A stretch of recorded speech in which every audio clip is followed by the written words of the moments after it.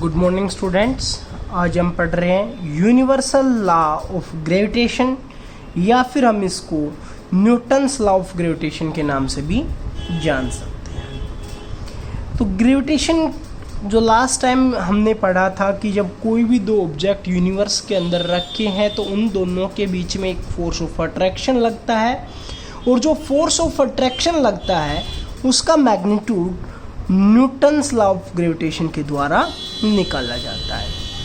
तो Newton's law of gravitation में Newton's ने ये बताया कि दो ऑब्जेक्ट हमने मानने हैं, एक ऑब्जेक्ट का मास m1 है, दूसरे ऑब्जेक्ट का मास m2 है और वो दोनों ऑब्जेक्ट अगर r सेपरेशन के ऊपर हैं तो जो न्यूटन्स लॉ ऑफ ग्रेविटेशन कहता है, according to Newton's law of gravitation the force of attraction between two particles और bodies is directly proportional to the product of their masses and inversely proportional to the square of distance between these particles or bodies। यानी कि जो force of attraction है दो particles या bodies के बीच में वो डायरेक्टली होगा उन दोनों के मासेस का अगर हम प्रोडक्ट कर देते हैं तो, और इन्वर्सली यानी कि डिवाइड के अंदर होगा अगर हमारे पास उन दोनों ऑब्जेक्ट्स के बीच में जो सेपरेशन है उसका स्क्वायर कर देते हैं।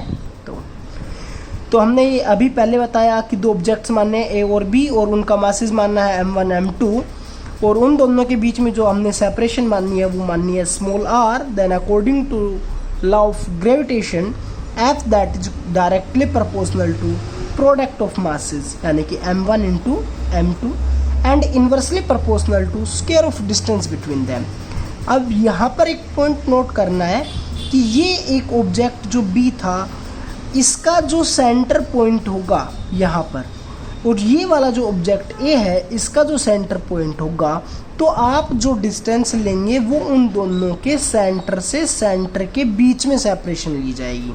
ऐसा नहीं करना है कि आपको यहाँ से यहाँ तक नहीं लेनी है, उन दोनों बॉडीज़ के सेंटर से और सेंटर तक की सेपरेशन ली जाएगी और उसका स्क्वायर करना होगा। Then f that is directly proportional to inversely proportional to r square. दोनों इक्वेशंस को कंबाइन किया तब हमारे पास बन गया f that is directly proportional to m1 m2 divided by r square. Directly proportional के साइन को हटाया, इज इक्वल्स टू में कन्वर्ट करना चाहते हैं तो हमारे पास एक डायरेक्टली प्रोपोर्शनल कांस्टेंट यूज किया जाएगा, उसको हम कैपिटल G से रिप्रेजेंटेशन करेंगे। देन डायरेक्टली प्रोपोर्शनल के साइन को हटाने के साथ हमने क्या यूज़ किया है, G का यूज़ किया।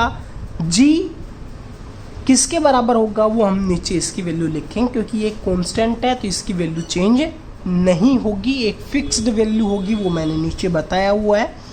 Then f that is equals to G m1 m2 divided by r square और G को जो हम बोलते हैं वो बोलते हैं यूनिवर्सल ग्रेविटेशनल कांस्टेंट। अगर इसके डेफिनेशन पूछ ली जाए यूनिवर्सल ग्रेविटेशनल कांस्टेंट तो इस रिलेशन को मैं यहीं दोबारा से लिखा है, r को इधर भेजेंगे तो हो जाएगा f इंटू के अंदर r का square that is equals to G m1 m2।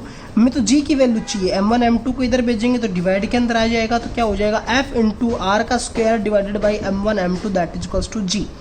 तो इसके डेफिनेशन क्या हो जाएगी, the universal gravitational constant is defined as the force of attraction between two bodies. Universal gravitational constant equals to होगा force के जब उन दोनों ऑब्जेक्ट्स के बीच में अगर यूनिट सेपरेशन हो और दोनों ऑब्जेक्ट्स का मासेस भी यूनिट हो, मतलब 1 1 हो। अगर मैं यहाँ पर r की जगह पर 1 कर लेता हूँ तो 1 का स्क्वायर 1 होगा, यहाँ पर m1 की जगह पर 1 कर लेता हूँ तो 1, m2 की जगह पर 1 कर लेता हूँ तो 1, यहाँ पर 1 इंटू 1 1, ऊपर भी 1 है तो मतलब किसके बराबर आ गया ये पूरा सिस्टम f और f किसके बराबर आ गया G।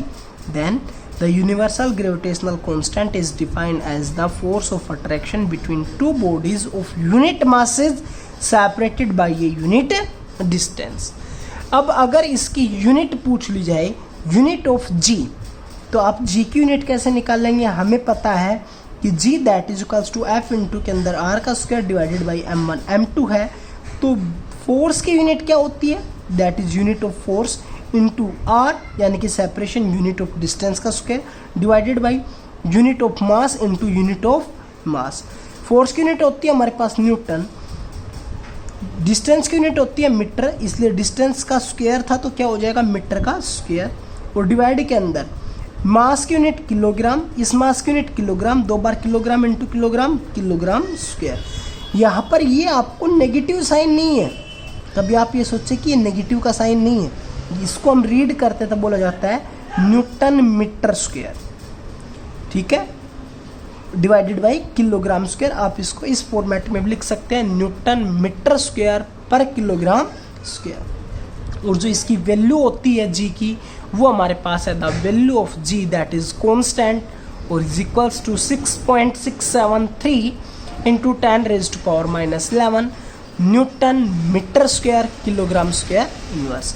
आप इसको राउंड ऑफ करके 6.67 ही ज़्यादातर न्यूमेरिकल्स के अंदर हम इसका यूज करेंगे। Thank you.